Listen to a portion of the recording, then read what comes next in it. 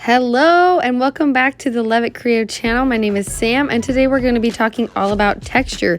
I'm going to show you where to find texture brushes in Procreate, how to adjust them into your own texture brushes, how to make your own, and then how to add some textured shading to an object or objects. So we're going to start with the charcoals section. And basically, I'm just going to show you that a handful of the brushes do really well. I'm just going to kind of run through all of them. I'm not going to tell you all of the different names of them, but I will just show you that the charcoal section has several really good texture brushes that kind of make it look like a paper texture. And you could go in and edit those. I'm not going to edit any of those today, but I'm going to show you how to edit some other ones that are my favorite. So here is the charcoal section. It's got lots of great options. And that's basically the charcoal section. Now we're going to go to the inking section. It's got one of my favorite brushes called the dry ink section, or the dry ink brush. This is just the regular dry ink, and if you look close, it's got the little bit of texture, some dots in it. I have a bigger version of it. Basically, I'm going to walk you through the different shapes and grains that everything has today. So it's got a texture-like grain and a blotchy shape. And then on this one, I've just made it bigger, so it's like a bigger texture. I was trying to zoom in on the brush studio, but so it's basically just a bigger option for that. So I will show you how to make that bigger one by going to duplicate. I'm going to turn the streamline up just a little bit because that's how I like it. And then we're going to go to the properties after I'm done scribbling and just turn this max size all the way up or close to all the way up. And I just show you again that this is what the texture looks like. And then we're going to go into the grain.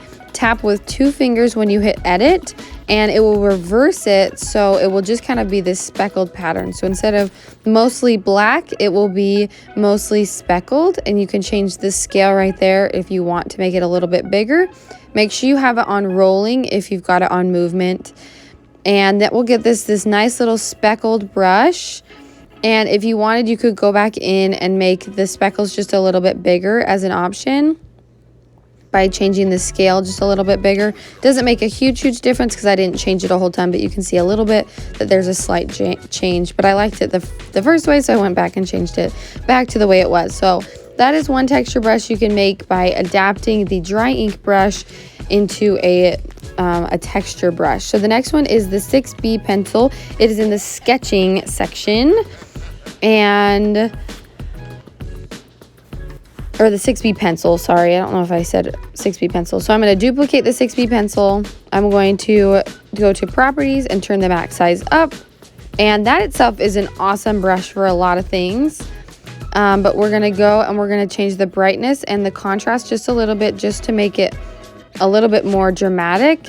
I'm going to turn the jitter up just slightly and the scatter up just slightly in the top part.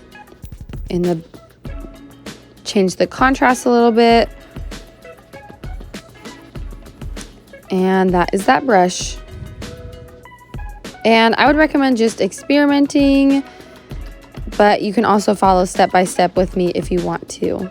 So that's a bigger version of our 6B pencil. I love the 6B pencil. It's awesome for a lot of reasons.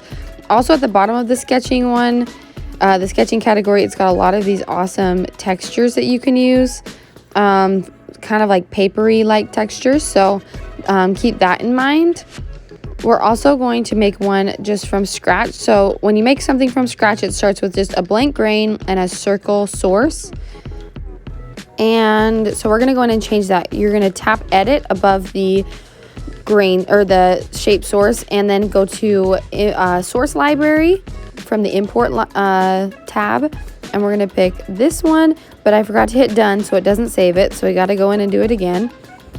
Hit the wrong import. So again, edit, import, and then source library. I could just not get this today. Had a brain fart. So I'm actually going to pick this option right here. And then for grain, we're going to go do the same process, but it will show us a different library. I'm going to pick this papery-like texture. And we've got more of a grain brush. I'm going to change the scale to be just a little bit bigger. And then I show you that if you want to zoom out, you can. But sometimes you get in trouble if you zoom out. Show that you can invert it, but it doesn't make a huge change. It makes it a little bit lighter, but not that much different. If you wanted to make it brighter, you could change the brightness or the contrast. You can also change the blending mode. I really don't know a whole lot about the blending mode, so if we're being completely honest. So I changed it to subtract and because I liked it, but that's just because I was testing it out. And then I changed the stroke properties to, I turned the jitter and this scatter up just a little bit, just to make it a little bit more random. And that is another texture like brush that you could use, whether it's for shading or highlighting or for just over an entire object too. That would work as well. That is how it writes. We're going to create another from scratch. So again, we're going to go in and change the shape and the grain. Let's hope we don't mess this up, but I'm pretty sure I messed it up again. So we're going to pick this one. Can't remember what it's called. Forgot to freaking change it again. So I got to go back in a second time. Show you that you got to make sure you hit done or else it's not going to work. So that's what it looks like now. Just kind of weird looking because it doesn't have a texture. So we're going to come back in, pick this noisy one and invert it. But I actually didn't want it inverted. I wanted it with the more of the black. And my iPad actually froze, so we had a little bit of a hiccup there. So I show you that we make sure that it's predominantly black. And make sure it's on move or rolling. Have it turned all the way up. Texture is another option. I usually use it if I'm making like a stamp brush. But for this case, movement is what you want for textures. And then you can change the contrast and the brightness if you want it to be just a little bit lighter, which is what I usually like for a speckled brush like this. And again, you can change the blend mode, but you don't have to. I just left it on multiply, which is what the option was all the way at the top because I liked how that looked. Just at like first glance, I changed this jitter just a little bit and the spacing just a little bit. Show you that you can turn the spacing all the way up if you want to. That is an option. You can also turn the maximum size up if you wanted. And this is how this one writes. Just another kind of like flecked brush. Freckled, I don't know. So that is basically a ton of texture brushes that you yourself can make. Sorry, this was a little discombobulated.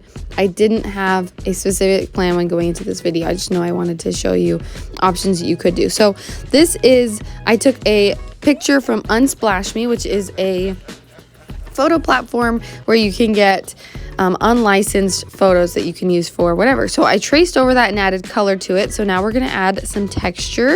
So we're going to go into the texture brushes we made, and I'd forgotten where I'd put them, but I put them in the sketching. Make sure you keep them organized. So we're going to add some texture to these layers, which I'm so excited for. So I've got my color layer in a separate layer from my outline layer. And you can tell when I zoom in, I'm just adding speckles to all of the leaves in general. You can see it got a little intense, so I toned it down just a little bit by undoing it. And now we're going to use the 6B pencil and I don't love how this turned out, but I'm going to show you basically how you can make it so you can add some detail to the edges. If I were smart, I would have done a lot of these different color layers in different layers just to make it easier so I don't overlap. I also have the blend mode overlay on, and that makes it so it kind of works in a grayscale and makes it blend with the colors differently. So I've got a greenish color, and it just makes it so the colors look a little bit more cohesive. So I'm using overlay for that one in the blend modes.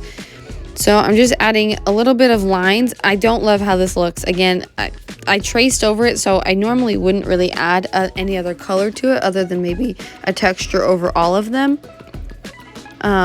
Just because these are more realistic looking leaves. If I were to do more of like a doodly looking leaf, I would do something a little bit more fun. But yeah, that's just to add a little bit more interest and difference. Again, not my favorite thing I've ever done.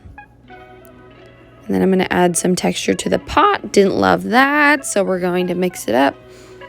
There we go. Make the color a little bit lighter. And then I added a ton of texture in the back just to add like some shadowing there. And then we will add a little bit across the bottom just to increase that shadow. And I'm using the 6B pencil, I believe, right now to do all of these shadows. The 6B pencil that we made a lot bigger. And I started that and I realized this would be a great one for the speckled brush that we made with the dry ink brush. So we're going to grab that speckled brush, add just a little bit of those freckles, I guess we could call them, down there. Just add a little bit more interest. And I could have added some like different colors or varying shadows, but since this was all kind of in the shade, in the sense that the light's coming from behind it and it's tucked underneath, I made them all dark. I also show that you can, if you wanted to add a little bit of texture to the light bulb, you could. I didn't like how it turned out because I didn't feel like the color really matched. But you could add something like that just to add some interest to the light bulb, just because it doesn't have a whole lot going on. It's just a blank circle. So next I add a little bit of color to the top, and I go back to that layer that has the overlay setting on it. So I do a gray color, and that makes it light because it's a lighter shade than the color that it's on. And then I add a darker color, a little bit more of a shadow. And I didn't love the tones of these, so normally I would just pick my own colors, but I wanted to show that you could use the overlay as an option because that's something I'm practicing.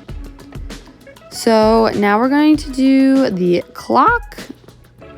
And this is another one you could do like speckles across it, or you can add like a shading and a highlight. That was my shading, but it wasn't quite different of a color, so you can't really tell.